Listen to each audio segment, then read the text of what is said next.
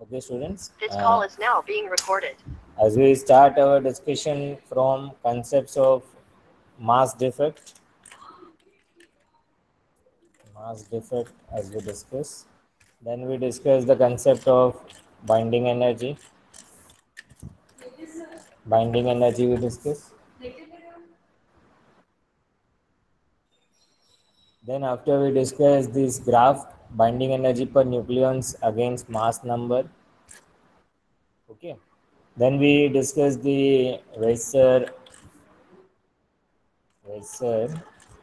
semi-empirical mass formula.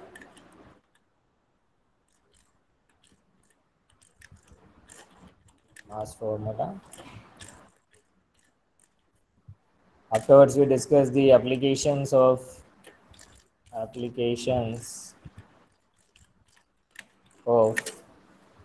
this Weiser semi-empirical mass formula.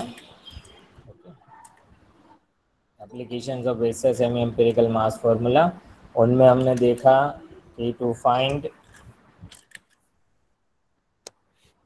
z value to find z value if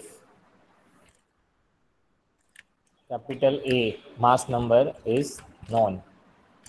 एक हमने वो applications देखा है to find the z value, उनकी पूरी डेरिवेशंस हमने देख ली है। To find the z value if A is known, z और n, आपको कोई भी पूछे z और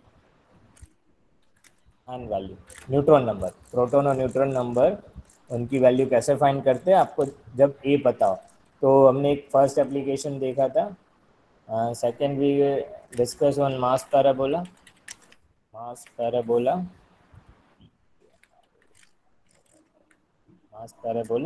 और वहाँ पर हमने दोनों odd A and even A और उसकी पूरा ग्राफ और कैलकुलेशंस देखा।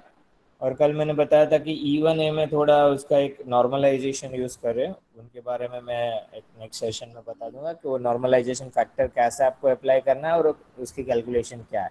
पूरी कैलकुलेशन तो हमने कर ली, मास एनर्जी कैसे फाइंड करते हैं, उसका ग्राफ भी हमने ओड ए के लिए प्रॉपरली हमें पैराबोला नेचर मिल रहा है। इवन ए के हमने कंसेप्ट भी पढ़ लिए और उनका नेचर्स जो है that we have to prove, वो on the next session we go for that. अभी यहाँ तक हमने ये जो नया सेशन स्टार्ट किया, जो यूनिट 1 के हमने पूरे बेसिक कंसेप्ट पढ़ लिए थे, उसके बाद हमने पूरा ये डिस्कशन स्टार्टअप किया है।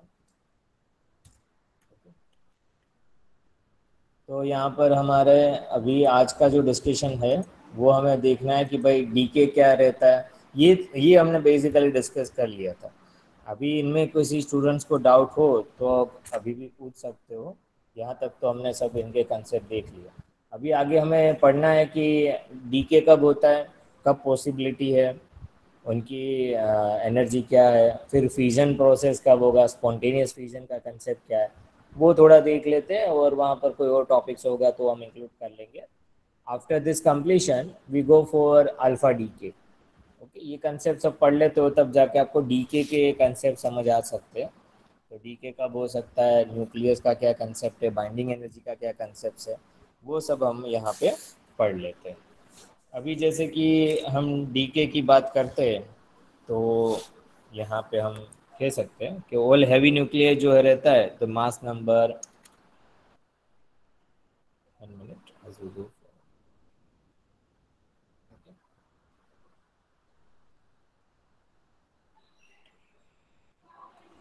Okay, now we see for, जैसे कि हैवी न्यूक्लियर हम जिसकी बात करते हैं तो हैवी न्यूक्लियस मास नंबर जिनके ज़्यादा है, 100 से ज़्यादा है और ए ग्रेटर देन 20, वो ज़्यादातर अल्फा एक्टिव देखने में आते हैं नेचर में। All heavy nuclear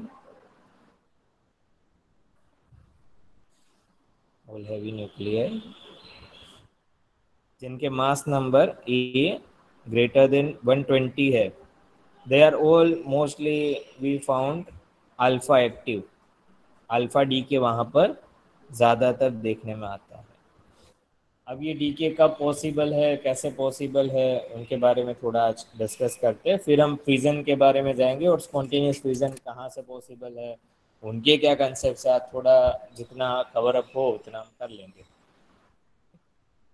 as we see this suppose for neutron decay, हम न्यूट्रॉन डीके के लिए बात कर लेते हैं पहले। For neutron decay, okay, for neutron DK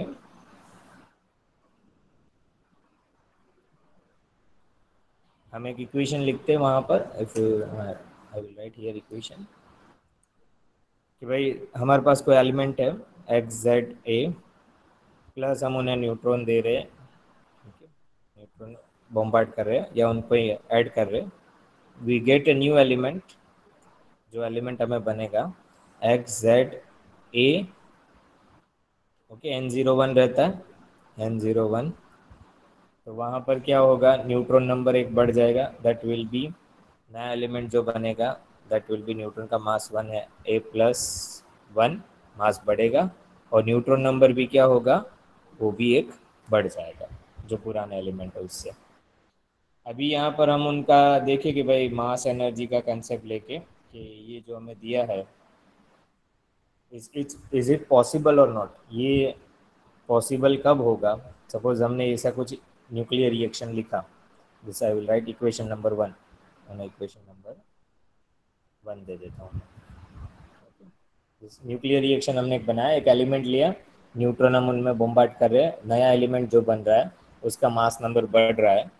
अब ये इट विल बी पॉसिबल कब हो सकता है, तब हम देख सकते हैं कि यहाँ पर मास लेते हैं, उनका मास एनर्जी रिलेशन फाइंड कर लेते हैं, X Z A plus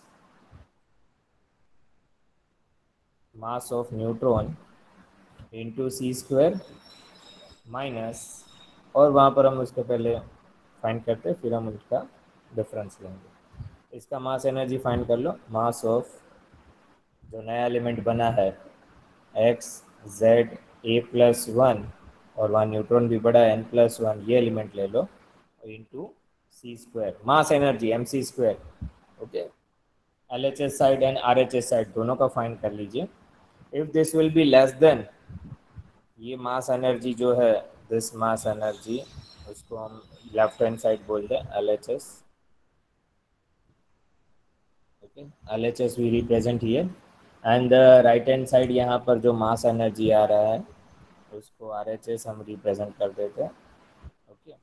if mass energy for LHS is less than RHS, mass energy कम होगा LHS साइड का, then decay is not possible, then decay और ये nuclear reaction is not possible, ये नहीं हो सकता है, नेचर में ऐसा नहीं हो सकेगा।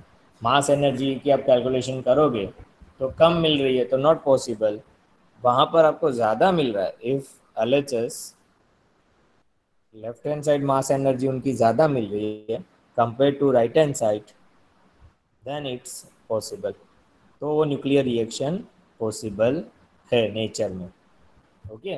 आप नेचर में ऐसा कोई भी ऐसा नहीं कर सकते हो कि भाई चलो हमें ये लिया और नया एलिमेंट बना दे, अभी हमारे पास ये एलिमेंट है उसमें प्रोटॉन बॉम्बार्ड कर दे, फिर नया कुछ एलिमेंट बन जाए, न्यूट्रॉन बॉम्बार्ड कर दे, इलेक्ट्रॉन बॉम्बार्ड कर दे। वो नेचर में कब पॉसिबल होगा, डीके या तो न्यूक्लियर रिएक्शन कब पॉसिबल होगी, जब मास एनर्जी इस तरह से प्रूव अप कर, मास एनर्जी रिलेशन चेक कर लीजिए। If it will be greater than, ये यहाँ पर उनका साइन आप यहाँ पे ग्रेटर देन मिले, LHS ग्रेटर देन RHS, तो पॉसिबल है, बाकी नहीं पॉसिबल है। तो ये आपको ध्यान रखना है यहाँ पर।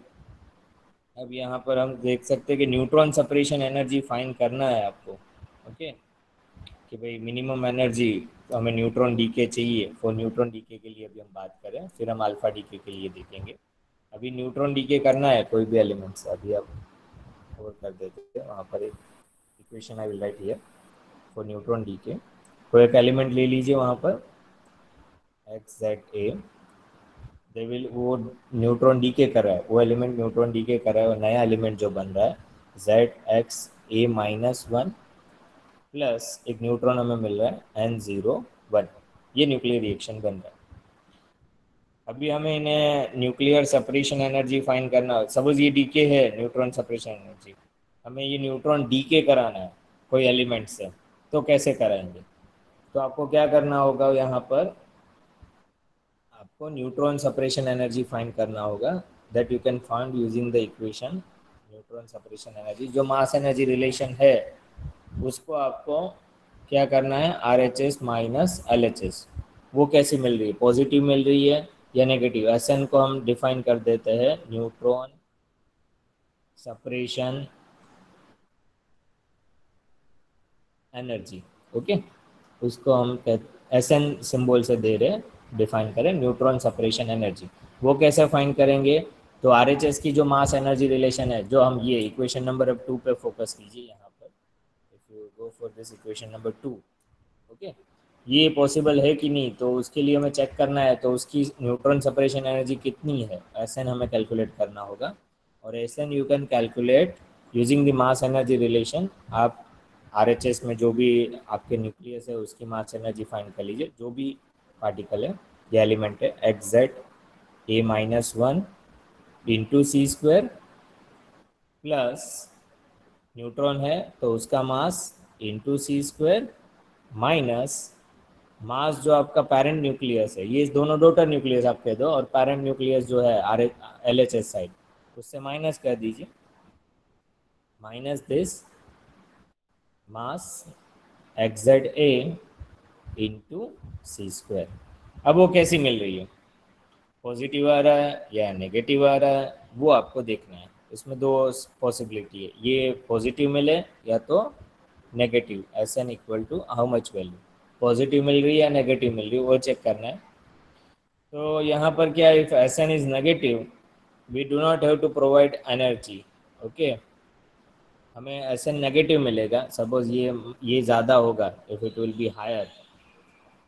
ओके, और यहाँ पर ये है तो आर एच एस, ये R H S minus L H S higher होगा, पॉजिटिव वैल्यू आ रहा है, तो हमें क्या करना होगा कि कुछ एनर्जी पेरेंट न्यूक्लियस को देना होगा। If it will be negative, S N आपको नेगेटिव मिल रहा है, मतलब ये कम है, आर एच एस कम है और ये ज़्यादा आ रही है, तो नेगेटिव होगा neutron separation energy, S N is negative. Okay, then we do not provide any extra energy. Then we don't have to provide, we don't have to provide, we don't have to provide extra energy or provide energy to parent nucleus. Energy to parent nucleus. Okay, we don't have to provide energy to parent nucleus. मतलब फिर से हम ये equation देखें, equation number 2 पे आप ध्यान दीजिए, यहाँ पर आप देखिए कि हमने लिया ये पेरेंट न्यूक्लियस। ओके, एक्जेट ए, एग्जैक्ट ए, वो नए जो प्रोडक्ट न्यूक्लियस मिल रहा है, that will B this daughter nucleus plus neutron.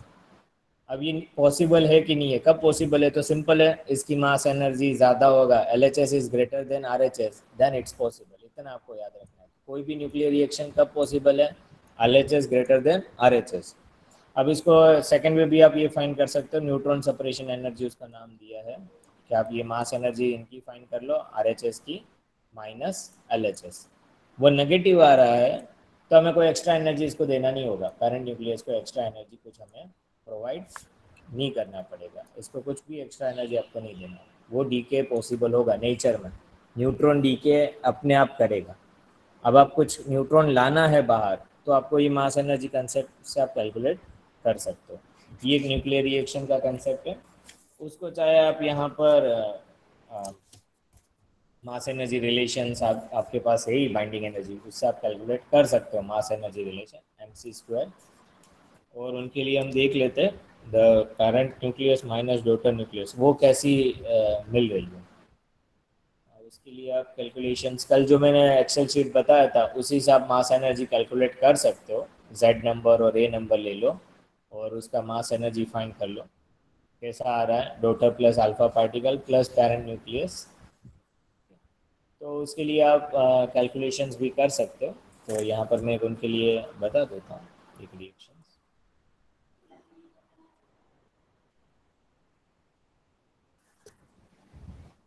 Go for that, यहाँ पर अभी जैसे कि कोई आपके पास एलिमेंट है, ओके, और आप अल्फा डीके के लिए देखना चाहते हो या न्यूट्रॉन डीके, आप कोई भी वहाँ पर आप ले सकते हो। फॉर एग्जांपल डोटर न्यूक्लियस मिल रहा है वो Z-2 A-4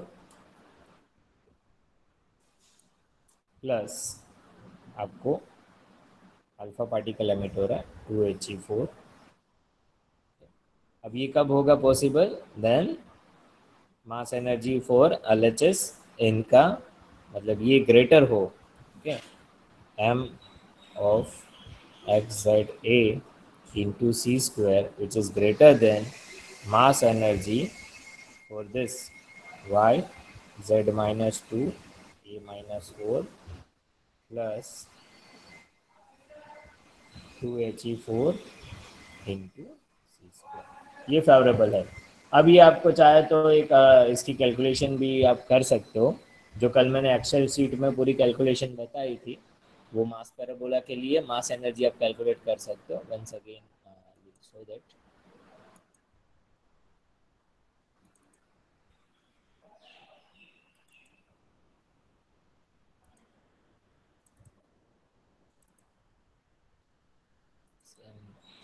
ओके, यहाँ पर हमने एन मास पैराबोला के लिए कल देखा था। अब मास एनर्जी वैसे ही आप आपके पास फार्मूला है ही, तो आप मास एनर्जी पेयरिंग इफेक्ट आ रहा हो तो पेयरिंग इफेक्ट के साथ यहाँ पे मास एनर्जी कैलकुलेट कर लो, ये मास एनर्जी की वैल्यू है, okay.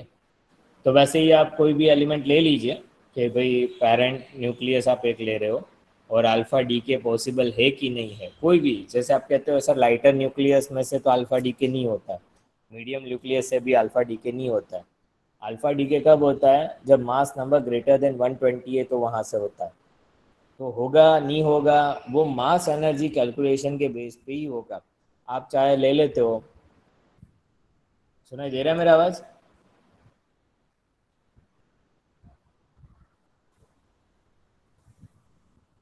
Yes sir. Okay okay.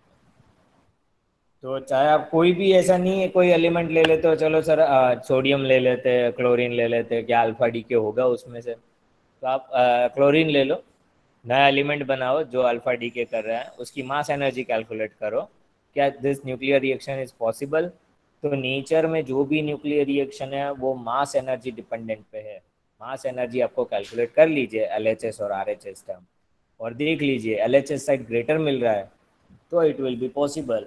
If it will B not getting, क्योंकि LHS साइड आपको नहीं मिल रहा है, तो आप वहाँ पर नहीं कह सकते हो कि ये न्यूक्लियर रिएक्शन पॉसिबल है।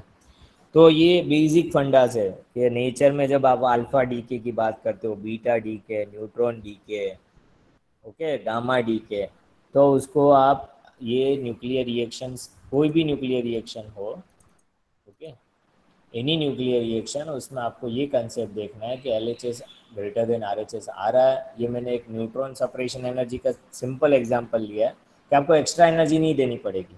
सपोज आपको सिंपल डीके है जो स्पॉन्टेनियस डीके रहते हैं, तो वहाँ पर वो डीके करते रहते हैं, क्यों, क्योंकि मास एनर्जी हाई रहती है उनकी, इसलिए।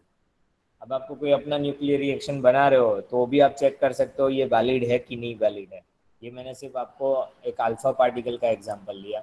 आप चाहे बीटा डीके कर रहे हो कि सर हमारा एक, हमें बीटा चाहिए, तो ये पॉसिबल है नेचुरली, तो आप देख सकते हो if it will be greater than, तो नेचुरली वो डीके करेगा। या आपको कुछ डीके कराना है, सपोज ये लेस देन आ रहा है, सपोज ये वैल्यू आपकी लेस देन आ रही है, तो आपको क्या करना होगा, इसको कुछ एक्स्ट्रा एनर्जी प्रोवाइड करनी होगी, तब जाके कुछ डीके पॉसिबिलिटी है, वो पार्टिकल्स वहाँ से एमिट कर सकता है, इधर न्यूट्रॉन, इधर प्रोटॉन और इधर अल्फा। अल्फा तो नेचुरली अल्फा डीके बेसिकली आप देख सकते हो रेडियो एक्टिव सोर्स में स्पॉन्टेनियस डीके हो रहा है। तो उसके लिए आप एक्सेल में भी इसकी एक कैलकुलेशन कर सकते हो, चाहे आपको देखना हो तो एक नेक्स्ट लेक्चर, या तो आप फ्री टाइम हो आपके तो आराम से जो हमने मास पैराबोला का मैंने होमवर्क दिया उसी में आप मास एनर्जी कैलकुलेट करके कोई भी न्यूक्लियर रिएक्शन आप चेक कर सकते हो, ओके। आपको सिंपल ये फंडाज यूज़ करना है जो मैंने कल बताया था। अभी यहाँ पर ये तो हमने बात कर दी। अभी एक और कंसेप्ट देखना है कि भाई लार्जर द मास डिफरेंस होता है तो लाइफ टाइम क्या होती है उसकी, वेरी वेरी लेस। ये कंसेप्ट एक थोड़ा देख लेते हैं। If larger larger the mass difference, larger the mass difference, larger the mass difference, then lifetime is very lower, then lifetime is very much lower, is lower. Okay. इसका क्या concept है कि आप जब मास डिफरेंस कैलकुलेट कर रहे हो, larger मास difference है तो उसकी life time very very lower रहती है. जिसका मास डिफरेंस लार्जर है that life time is very lower. तो आप देख सकते हो if the life time is lower और with heavy nuclear mass energy difference is higher. ये भी आप उन्हें अलग तरह से कह सकते हो. जिनके लाइफ टाइम लोअर है उसका मास एनर्जी डिफरेंस हायर है, then the lifetime measurement is not possible, so it not found in nature. अभी ये कंसेप्ट आपको पहले हम सैगरी चार्ट में आपको बताया था, फिर से मैं एक बार यहाँ पे प्लॉट करके बता देता हूँ. तो go for Segre chart. Okay, Z versus N number आप प्लॉट कर रहे हो, जेड और एन की आप प्लॉट करते जा रहे हो. चाहे आपको एक क्वेश्चन हुआ हो इन कि भाई सर नेचर में एलिमेंट जो है वो पर्टिकुलर स्टैंडर्ड डिफाइन है कि ये जेड नंबर है, इतने उसके न्यूट्रॉन नंबर है और उसका मास नंबर इतना है. प्रोटॉन न्यूट्रॉन और मास नंबर वो एलिमेंट का फिक्स हमें मिल रहा है. चाहे हमें कोई नया एलिमेंट बनाना हो, सपोज आपने ले लिया कि भाई नेचर में हमारा तो ये फिक्स्ड जेड वर्सेस एन, हमने ये देखा कि यहाँ तक तो इक्वल आ रहे थे, ठीक है, फिर वो बढ़ते जा रहे हैं यहाँ पर. और ये इसका मैंने पूरा ये सैगरी चार्ट आपको एक्सप्लेन कर दिया है जस्ट फॉर योर रेफरेंस कि आप नेचर में ये सैगरी चार्ट जो हमने लास्ट टू थ्री क्लास पहले ये स्टार्टिंग में ही हमने पढ़ा था बाइंडिंग एनर्जी से पहले, कि सैगरी चार्ट में यहाँ पर आपको देखना हो तो अच्छे से यहाँ पर ऑन द 4th और 6th को हमने ये सैगरी चार्ट लिया था. ओके, यहाँ पर ही है हमारे पास. अब आपको क्वेश्चन हुआ कि भाई सर हम कोई भी प्रोटॉन नंबर ले लेते, कोई न्यूट्रॉन नंबर ले लेते और नया एलिमेंट बना दे, तो वो नेचर में पॉसिबल है या नहीं है. ये सैगरी चार्ट है जेड और एन. और यहाँ पर आप देख सकते हो ब्लैक लाइन और स्टेबल न्यूक्लियस है, ब्लू लाइन है जो बीटा माइनस डी के पॉसिबिलिटी ज़्यादा है, ऑरेंज बीटा प्लस. ये सैगरी चार्ट है पूरा. Number of protons on Z X axis and number of neutrons on Y axis. तो यहाँ पर ये कंसेप्ट हमने पढ़ा था. और यहाँ से 120 से हायर जो होगा ओके मास नंबर, तो वहाँ पर आप फाइंड कर सकते हो कि उसमें अल्फ़ा डी के पॉसिबिलिटी ज़्यादा है. अल्फ़ा के लिए येलो दिया है, यहाँ पे अल्फ़ा डी के पॉसिबिलिटी ज़्यादा है. जो हमारा नेक्स्ट सेशन रहेगा अल्फ़ा और बीटा डी के, तो ये उनका बेसिक्स है सर. वो आपको क्या देखना है यहाँ पर कि पहला ये क्वेश्चन कि भाई हायर वैल्यू ऑफ जेड ले लेते हैं. सर हम ज़्यादा जाए, 82 है, 100 है, 200 प्रोटॉन ले लें और 200 150 प्रोटॉन ले लेते हैं और उससे ज़्यादा नंबर ऑफ न्यूट्रॉन लेके एक नया न्यूक्लियस बना दें. वो नेचर में पॉसिबल नहीं है. क्यों नहीं है? क्योंकि उसका life time period very very less है और तुरंत ही डीके हो जाएगा. वेरी वेरी वेरी लेस है लाइफ टाइम. तो नेचर में आप उसे ऐसा कोई भी new elements banana is not easy कि आप चाहे तो ये एलिमेंट बना दो, नया एलिमेंट ले लेते हो. तो higher values of Z and nuclear does not exist और Z greater than 120 is not possible. क्यों नहीं पॉसिबल है? क्योंकि वहाँ पर लाइफ टाइम पीरियड उसका लोअर मिलेगा, मास एनर्जी ज़्यादा आएगी और वहाँ पर वो पॉसिबल नहीं है. जस्ट एक ही कंसेप्ट है. आप कोई भी न्यूक्लियर रिएक्शन बनाना चाहते हो कि नया एलिमेंट ले लेते हो. सपोज मैं यहाँ एग्जांपल दूँ आपको, फर्स्ट वन एग्जांपल.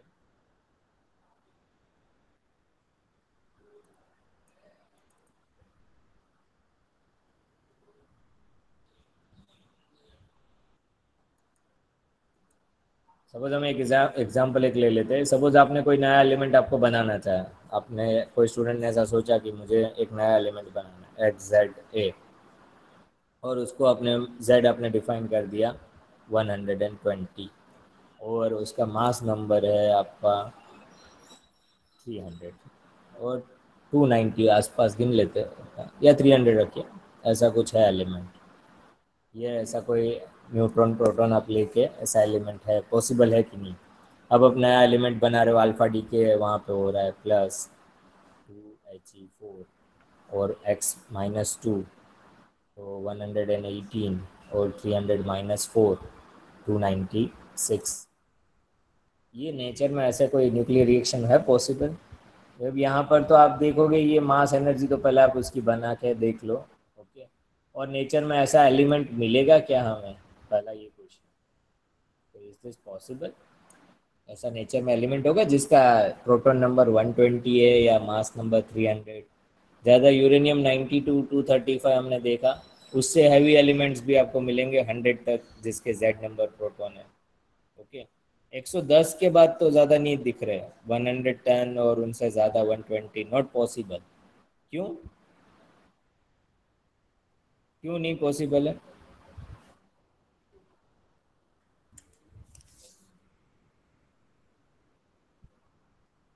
क्योंकि वहाँ लिमिट आ जाती है। आप कोई भी जेड नंबर ऐसा आप चूज़ करके या तो न्यूट्रॉन नंबर आप चूज़ करके ऐसा नया एलिमेंट नहीं बना सकते हो। उसकी एक लिमिट है, ये सैगरी चार्ट से आप समझ सकते हो कि एक पर्टिकुलर जेड की एक लिमिट यहाँ पे आ जाती है और एन की एक लिमिट आ जाती है। ओके, उससे बाहर आप कुछ भी नया एलिमेंट नहीं बन सकता क्योंकि वो तुरंत ही स्पॉन्टेनियस डीके कर लेगा। ओके, एन इक्वल टू 150 और जेड 100 की ओर है, उससे ज़्यादा आप नया एलिमेंट फॉर्म करने का ट्राई कर रहे हो, न्यूक्लियर रिएक्शन चेक करना चाहते हो, तो नेचर में अवेलेबल ही नहीं होगा क्योंकि देयर विल बी उसकी लेसर लाइफ टाइम है और वो तुरंत ही डीके कर जाएगा। That will be on spontaneous decay वहाँ पर कर सकता है। अब वही कंसेप्ट हमें देखना है कि स्पॉन्टेनियस फ्यूजन क्या है। ओके, जो हमारा नेक्स्ट टॉपिक है वो ये है स्पॉन्टेनियस फ्यूजन क्या है, स्पॉन्टेनियस फ्यूजन कैसे होगा। जैसे हमने वहाँ पर तो देखा है कि भाई हम न्यूक्लियर फ्यूजन कराते हैं यूरेनियम का, वो स्पॉन्टेनियस नहीं है। हम वहाँ पर एनर्जी देते हैं, न्यूट्रॉन बम्बार्ड करते हैं और उससे हमें रिजल्ट मिलता है।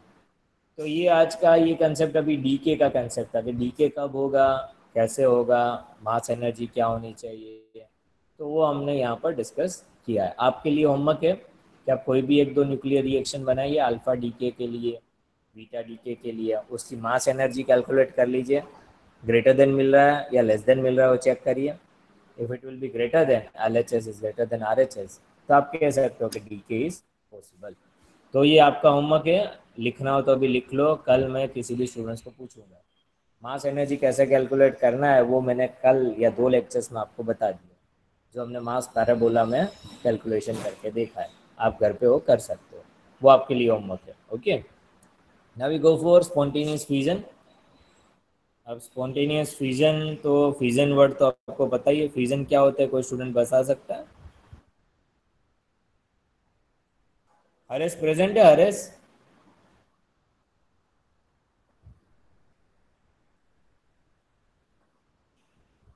हरेश आया है भाई?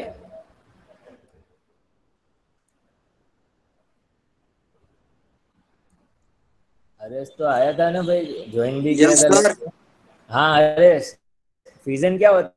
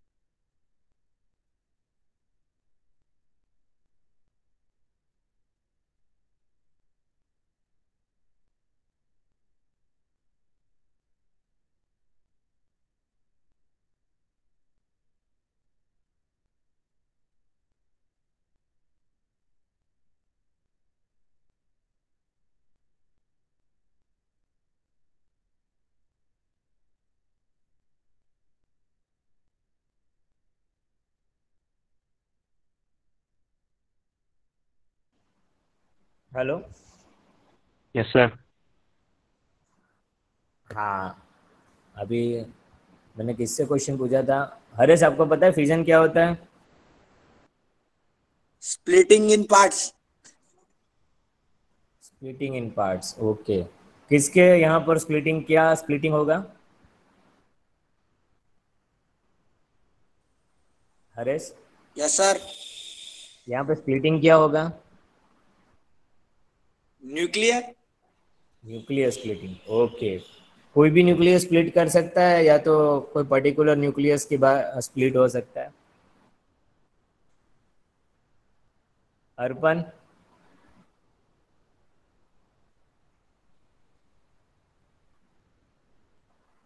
हेलो। ऋषिराज।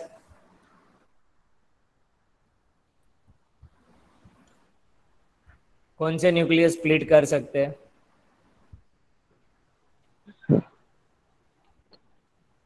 होल सभी न्यूक्लियस या तो कोई पर्टिकुलर? पर्टिकुलर। कौन से? मीडियम न्यूक्लियस, हैवी न्यूक्लियस और लाइटर न्यूक्लियस? ओके, काजल बेन ने आंसर दिया हैवी न्यूक्लियस, गुड। और हैवी न्यूक्लियस स्प्लिट होता है तो नए एलिमेंट्स बनते हैं, वो कैसे बनते हैं? उनका मास कैसा होता है? हेवी न्यूक्लियस कहाँ से शुरू होते हैं? न्यूक्लियर फ्यूजन की बात कर रहे हैं हम। फ्यूजन जो होता है वो हैवी न्यूक्लियस ही होगा ना। हैवी न्यूक्लियस में जब हम एक्स्ट्रा एनर्जी दे तब जाके वो स्प्लिटिंग होगा, और splitting into the medium weight nucleus.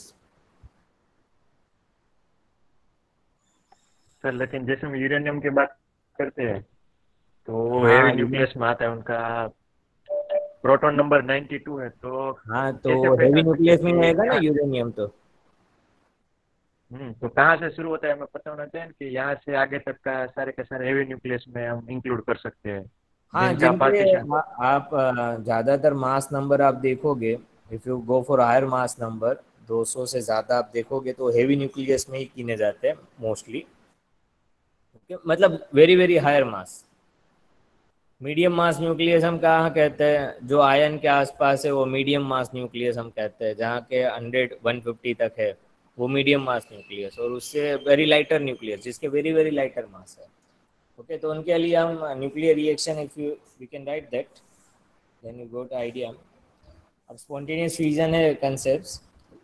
अब फ्यूजन इज ए प्रोसेस जो आपने बताया, that breaking heavy nucleus into two रफली इक्वल पार्ट्स, और इक्वल मासेस पार्ट्स से वो डिस्ट्रीब्यूट करता है।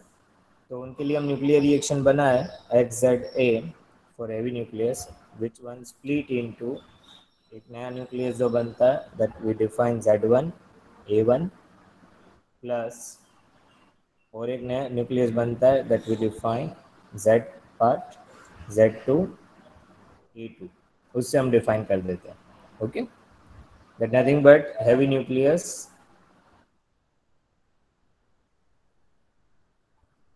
split into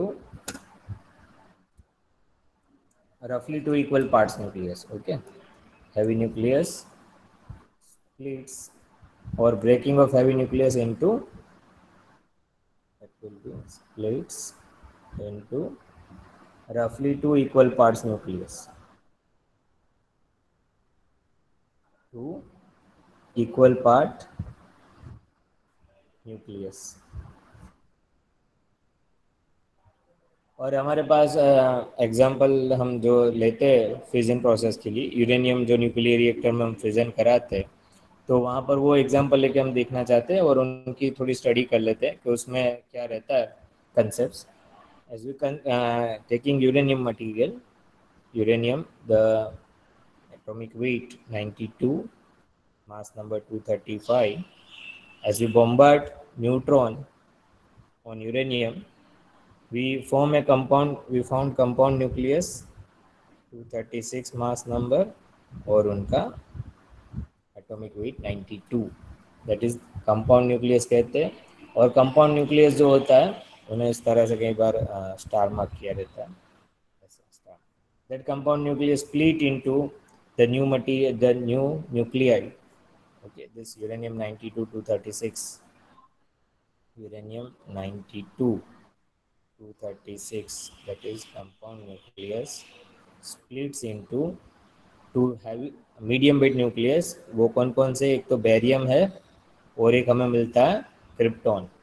नेचर में आपको ये दो एलिमेंट मिलेंगे, बेरियम 56 और उनका जो मास नंबर है that will B 143 and krypton 36 90 plus neutron मिलते हैं 3 न्यूट्रॉन N0 1. ये आपको न्यूक्लियर, और ये फर्स्ट ऑफ ऑल जो ये फाइंड आउट किया था ये न्यूक्लियर फ्यूजन के बारे में, तो that will found by Hahn and Strassmann. Okay, Hahn and Strassmann, उन्होंने ये न्यूक्लियर फ्यूजन का फर्स्ट ये रिएक्शन और न्यूक्लियर रिएक्शन फाइंड आउट किया है, हैन एंड स्ट्रेसमैन. अब उसके हम बाइंडिंग एनर्जी और मास नंबर के ग्राफ से इन्हें थोड़ा समझना चाहे कि ये क्या होता है. ओके, उसकी रेस्ट मास क्या हो जाती है और उसकी क्यू वैल्यू क्या होगी, ये इक्वेशन ए का क्यू वैल्यू क्या होगा वो हमें फाइंड करना होगा. सपोज हम इसको इक्वेशन नंबर ए दे दे, उसकी हमें next we have to find the Q value for this nuclear reaction. तो हम पहले उनका थोड़ा ग्राफ से इन्हें समझ ले कि बाइंडिंग एनर्जी इसमें क्या रहता है, बाइंडिंग एनर्जी पर न्यूक्लियॉन्स.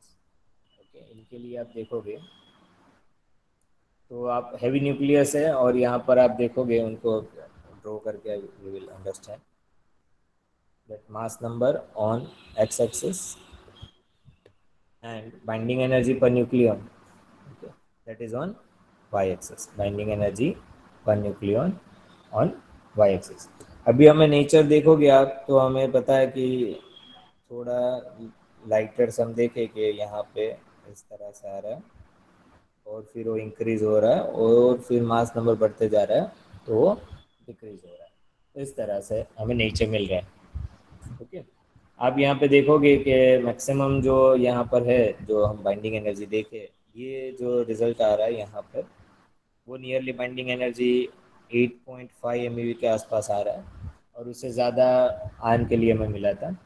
और यहाँ पर देखोगे जैसे जैसे, और यहाँ पे ये हैवी न्यूक्लियस, ये मीडियम वेट न्यूक्लियस है और हैवी न्यूक्लियस यहाँ पे आपको मिलेंगे. ठीक है, you found the heavy nucleus in this region, it will be heavy nucleus. Okay, ये यहाँ पर मिलेंगे. और मीडियम वेट न्यूक्लियस आप देखोगे तो इस रीजन में आपको मीडियम वेट न्यूक्लियस मिलेंगे यहाँ से. Okay, that is medium weight, MN से मैं डिफाइन कर रहा हूँ. Capital M and medium weight nucleus. यहाँ पे आप उसकी रफ अप्रोक्सीमेट देखोगे कि उसकी बाइंडिंग एनर्जी पर न्यूक्लियन आसपास इन सब की एवरेज आप देखोगे तो नियरली 7.6 के आसपास आपको मिलेगी MeV. ये that will be in MeV part है, बाइंडिंग एनर्जी पर न्यूक्लियन इन MeV. तो ये रफ एस्टिमेट है कि हमारी जो हैवी न्यूक्लियस है, जब हम उन्हें न्यूट्रॉन से बॉम्बार्ड कर रहे हैं, दो लाइटर एलिमेंट्स और मीडियम वेट जो हमें न्यूक्लियस मिल रहे हैं, ओके, ऑफ इक्वल पार्ट्स, रफली इक्वल मासेस पार्ट्स हमें देखते हैं. नेचर में जो मिल रहे हैं हम देख रहे हैं कि बेरियम एंड क्रिप्टॉन मिल रहे हैं. तो बाइंडिंग एनर्जी पर न्यूक्लियन क्या हो जाता है, यहाँ पर बाइंडिंग एनर्जी आप कंसेप्ट देखोगे, हैवी न्यूक्लियस की बाइंडिंग एनर्जी पर न्यूक्लियन कम है, लेकिन जब आपको दोनों नए एलिमेंट्स मिलेंगे, ये आपको बेरियम एंड क्रिप्टॉन, तो यहाँ पर उसकी बाइंडिंग एनर्जी पर न्यूक्लियन वो बढ़ जाएगी. ओके, तो ये कंसेप्ट यहाँ पर दो वो पर्टिकुलर न्यूक्लियस के लिए. तो यहाँ पर हमें वो देखना है रेस्ट मास डिक्रीज और इंक्रीज. ओके, और स्टेबिलिटी भी आप ज़्यादा देखते हो कि बाइंडिंग एनर्जी ये स्टेबल एलिमेंट है जहाँ 56 और 60 नंबर है. ओके, मास नंबर, तो they will be very much more stable. और what is the value of Q, अभी हमें क्यू वैल्यू फाइंड करना है फॉर इक्वेशन ए. ये ग्राफ के कंसेप्ट के बेस पे हमें अभी क्यू वैल्यू देखना है. तो क्यू वैल्यू कैसे फाइंड करते हो, just to find the Q value for equation A. Equation A हमने ये डिफाइन किया है जस्ट फॉर योर रेफरेंस. ये इक्वेशन ए हमने लिखा था स्पॉन्टेनियस फ्यूजन कि एक एलिमेंट है, they were separated into 2 nucleus. Okay, अब ये इक्वेशन ए के लिए हमें क्यू वैल्यू क्या मिल रहा है, फिर हम सभी कोई भी मासेस के लिए उसकी कैलकुलेट कर सकते हैं। तो उसका क्यू वैल्यू फाइंड करना है। अब क्यू वैल्यू कैसे कैलकुलेट कर सकते हो? तो आप initial mass minus final mass into C square, Q equal to initial mass, okay, initial mass minus final mass into C square. Okay, तो आप इनिशियल मास जो है वो लिख लीजिए, माइनस फाइनल मास जो भी आपका है वो आप इक्वेशन बना लीजिए। आप साथ साथ आप चाहे तो कैलकुलेट कर सकते हो। Q इक्वल टू इनिशियल मास हमें पता है एम एक्स, अब इक्वेशन ए जो है वो ले लीजिए। इक्वेशन ए में इनिशियल मास जो है वो पेरेंट न्यूक्लियस और ये दो डॉटर न्यूक्लियस, तो parent nucleus minus daughter nucleus, आप ऐसे भी कह सकते हो M X minus M Y mass energy इनका minus M Z into C square. अब आप कैलकुलेट हम कर सकते हैं M X M Y and M Z, और फिर वहाँ पर हम उसका कुछ इक्वेशन, ये रफ एस्टिमेट हम उसके लिए फॉर्म करें, फिर हम पर्टिकुलर मास नंबर के लिए कैलकुलेट कर सकते हैं। तो पहले हम देख लेते हैं कि एम एक्स हमें क्या मिल रहा है।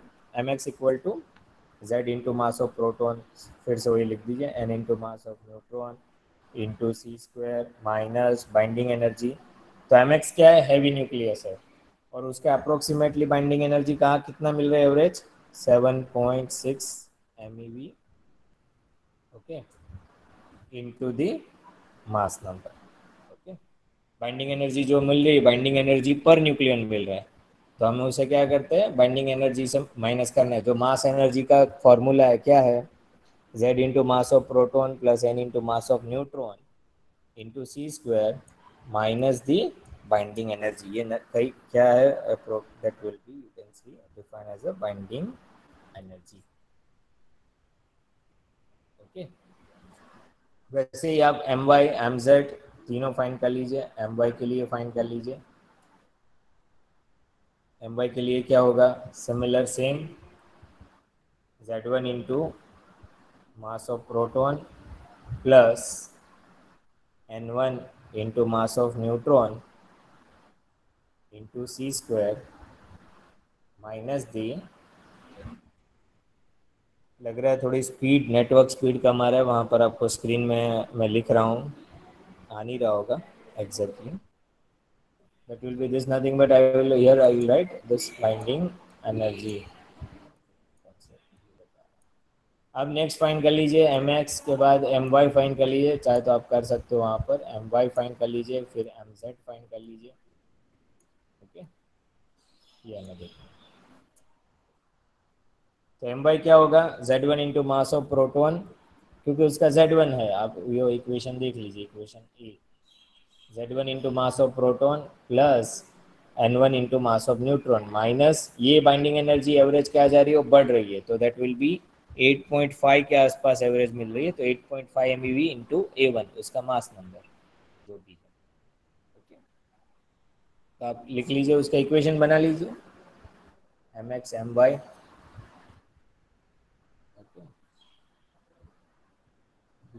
फिर से ये प्रॉब्लम आ रहा है, एम वाई के लिए आप इक्वेशन बना लीजिए, that will B Z1 into mass of proton plus N1 into mass of neutron into C square, okay, minus the binding energy.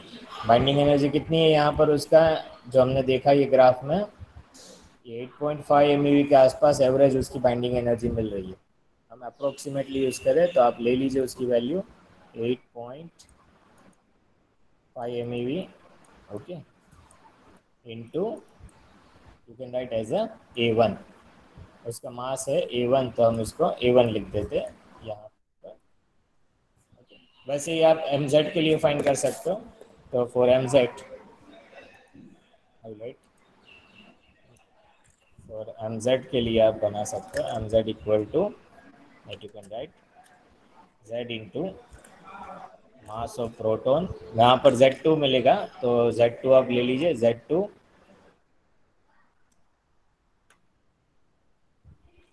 Z2 into mass of proton plus N2। Okay, मैं suffix में नहीं लिख रहा हूँ लेकिन आप समझ लेना, N2 into mass of neutron, और वहाँ पर ब्रैकेट आप कंप्लीट करके C स्क्वायर C/2, और उसकी माइनस क्या होगी, माइनस दी जो इक्वेशन बनेगा that will B 8.5 MeV, 8.5 MeV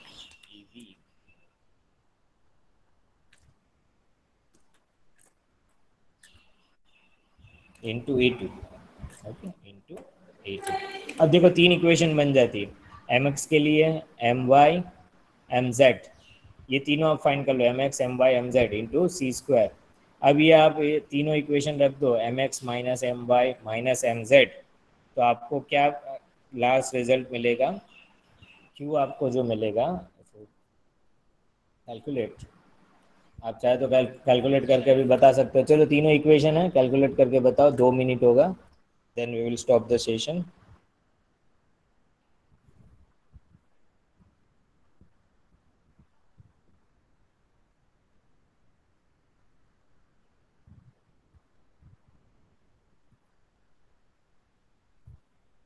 देखो Z1 प्लस Z2 तो Z बन जाएगा, N1 प्लस N2 भी N बन जाता है, तो ये टर्म तो सब कैंसिल हो जाएंगे, ये Z M P N M N C square Z1 Z2, ये Z2 है, ये आप चाहे तो इन्हें सफिक्स में लिख सकते हो। ओके, ये सफिक्स में आप उन्हें कर दीजिए, Z2 इंटू है मास of proton, N2 into mass of neutron, तो ये जो टर्म है प्लस दिस टर्म और प्लस दिस टर्म, ये सब क्या हो जाएगा, that will B cancel out. Last जो आपको क्या रिजल्ट मिलेगा आप चाहे तो बता सकते हो अभी, Q इक्वल टू क्या मिलेगा आपको, Q equal to that is 8.5 MeV, 8.5 MeV into A1 plus A2, आप इक्वेशन में देख सकते हो 8.5 MeV। Okay, M Y minus M Z, वो माइनस साइन है तो क्या होगा, दैट इज 8.5 में A1 प्लस A2 प्लस में आएगा साइन माइनस, आप इक्वेशन फॉर्म करके देख सकते हो, माइनस आपका जो ये रिजल्ट है 7.6 MeV इंटू ए। ओके, और ये आप करके देख सकते हो इसका रिजल्ट, अप्रोक्सीमेटली क्यू वैल्यू क्या मिलेगा वो यहाँ से आप फाइंड कर सकते हो, 8.5 माइनस 7.6 MeV, तो आपको जो क्यू मिलेगा, क्यू इक्वल टू 0.9। अब A1 plus A2, okay, A1 plus A2 भी ए होता है, ए कॉमन ले लो, 8.5 माइनस 7.6 तो 0.9 ए मिल रहा है। ओके, ये डिफरेंस ये लिया ग्राफ में, 8.5 माइनस ये 7.6 से 8.5 हो रहा है, उसका डिफरेंस देखोगे तो 0.9 इंटू ए आ रहा है। तो अभी ए इज़ नियर अराउंड हमारा 235 है, आप 240 देख लो, जो भी आपको लेना है तो आप क्यों फाइंड कर सकते हो। Okay, if A equal to आप 240 ले रहे हो, ओके, तो क्यू वैल्यू क्या मिल रही है बताइए आप, क्यू इक्वल टू 0.9 इंटू 240 कर दीजिए, कितना रिजल्ट आ रहा है,